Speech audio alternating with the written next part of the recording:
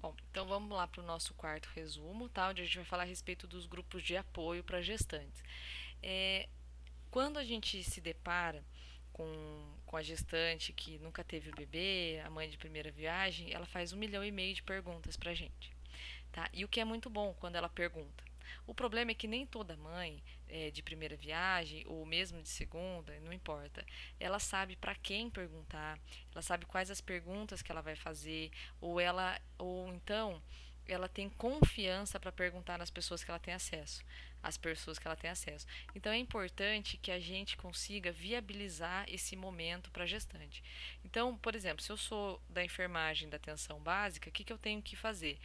Eu tenho que favorecer a minha gestante a entrar em contato com vários grupos de apoio, né? Então, nesse slide aqui, como vocês devem se lembrar dessa aula, eu fiz algumas perguntas que são cabíveis a essas gestantes, né? Como que elas lidam com quais são as maiores perguntas que elas fazem quando que elas se perguntam, né, quando elas estão, né, nesse momento de gestante. Então existem esses grupos de apoio, tá, que acompanham essas gestantes, né, durante esse percurso. É muito importante que esse grupo ele não é só não é como o AA, por exemplo, onde eu vou lá, dou meu depoimento e ninguém me julga e ninguém fala nada. Nesse caso aqui não há julgamentos, mas há instrução, né? Eu vou instruir. No caso do AA, a pessoa ter o padrinho, né, que está ali junto com ela, que vai dar apoio. No caso da gestante, eu tenho um grupo inteiro de mulheres que vão me ajudar, me ensinar coisas básicas de como cuidar do meu bebê, de como me cuidar, de como desenvolver a autonomia, de como desenvolver, né, o autocuidado e o cuidado do meu bebê.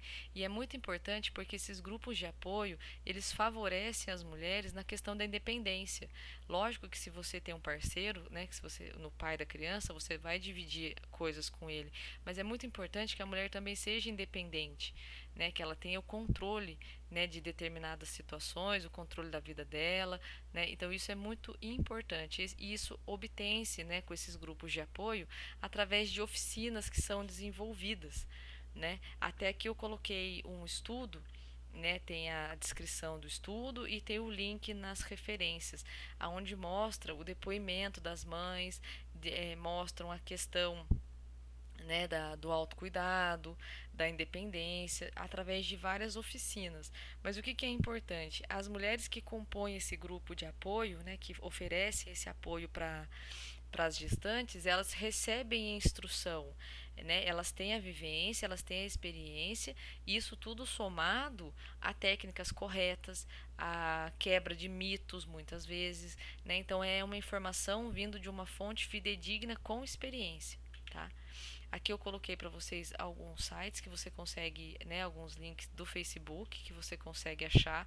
Então essa gestante, ela consegue ter esse acesso, a gente pode estar indicando para ela, tá? E aqui, gente, alguns programas, tá? Então vale lembrar que uma política, tá? Política de atenção básica, uma política é o conjunto de vários programas, tá? Então aqui a gente tem o programa de assistência integral à saúde da mulher.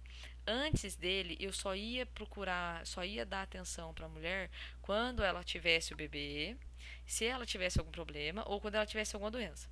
Nesse caso aqui não, a partir, né, de 1984, que é quando foi desenvolvida esse programa, eu passei a olhar a mulher como um todo mesmo. Então eu vou olhar ela independente dela ter um bebê, independente dela estar no pré-natal, eu vou verificar todas as necessidades que essa mulher tem, eu vou prevenir, vou cuidar da saúde dela, né, com relação a DST, câncer de colo de útero, planejamento familiar, eu vou dar a atenção que ela precisa no climatério, tá? Então tudo isso é muito importante. E isso veio com esse programa, tá? Aí aqui eu coloquei para vocês alguns resumos, né? Algumas pontuações com relação às datas. Então, por exemplo, em 2004 a gente teve, né, o Ministério da Saúde lançou a política. Lembrando que política é o conjunto de vários programas, né? Então, a Política Nacional de Atenção Integral à Saúde da Mulher e Pacto Nacional pela Redução da Mortalidade Materna e Neonatal, tá? Então, é uma política que abrange muitas coisas. Esses pactos, gente, seria muito bacana se vocês entrassem no site do Ministério da Saúde para verificar com mais detalhes sobre esses pactos. Isso vocês provavelmente devem ter visto em políticas públicas de saúde, tá? 2005, né, foi implantada a Política Nacional de Direitos Sexuais e Reprodutivos. 2006, a Política de Atenção Integral à Reprodução Humana Assistida. 2007, a Política Nacional de Planejamento Familiar, né, o enfrentamento da feminização da epidemia da AIDS. Então, a gente começou a dar bastante atenção para essa questão da AIDS. 2008, a Política Nacional de Parto Natural, tá? E contra cesarianas desnecessárias, tá? Como eu falei na outra aula. O problema não é a cesariana, o problema é a cesariana desnecessária, tá ok? Outros programas, né? Aí a gente está migrando na nossa disciplina de saúde da mulher para saúde da criança. Então, como eu comentei com vocês, a disciplina é saúde da mulher, do adulto, da criança e do adolescente. Então, a gente está migrando para a saúde da criança. E aí eu tenho o programa de atenção integral à saúde da criança. É um programa super bacana, é um programa super extenso, tem várias cartilhas, aonde a gente vai colocar algumas recomendações com relação ao aleitamento materno, tá? Desenvolvimento e crescimento dessa criança, a questão das vacinações, a prevenção e o controle de diarreia, problema respiratório, prevenção de acidente, tudo isso está englobado nesse programa, tá? E aí a gente tem também o programa de saúde do adolescente. Lembrando que o adolescente é a futura mão de obra nacional, né? A gente precisa cuidar desse adolescente para a gente ter adultos saudáveis. E um adolescente saudável, né? Você tem um país saudável, você tem, né, um país feliz. Né? Eu não posso ter um adolescente ocioso, eu não posso ter um adolescente com problemas de saúde, tá? Então a saúde do adolescente para mim também é muito importante. Às vezes na infância e no pré-natal acabo passando. Então vamos ver o que a gente pode fazer por esse adolescente, tá bom? Tem uma portaria, tá? E o público-alvo são jovens de 10 a 19 anos.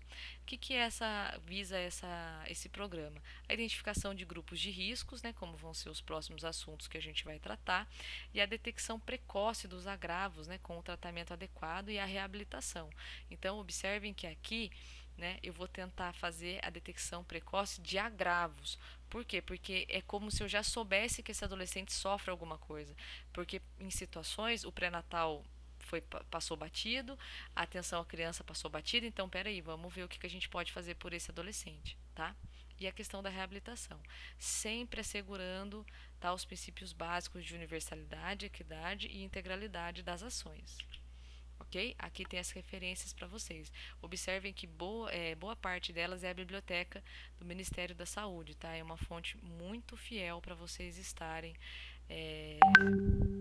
procurando, né, as informações, ok?